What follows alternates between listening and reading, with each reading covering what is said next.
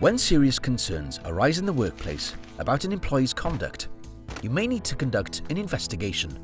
Your investigation is important so that the facts can be determined and evidence can be gathered to help give an accurate and objective picture of what happened. We've developed a set of principles which may help your investigation. These principles won't tell you how to do an investigation, but are things to consider. Your organisation should have clear policies and procedures in place to guide any local investigation and decisions. Many concerns are better managed internally by employers because they're closer to the sources of risk and therefore better able to recognise and manage them. It's important to have a clear investigation plan to ensure all the key facts are being investigated and only relevant information is collected. Everyone has the right to be treated fairly, equitably and proportionately. There's no place for discriminatory behaviour in social care.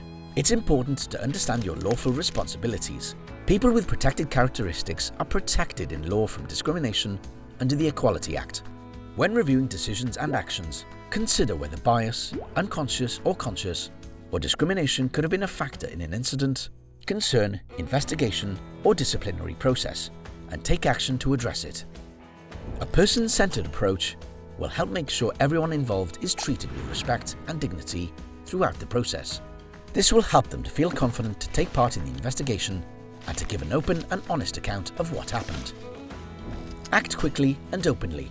Begin your investigation as soon as possible. This will reduce any delays in taking action, and evidence can be gathered while it's fresh in everyone's minds.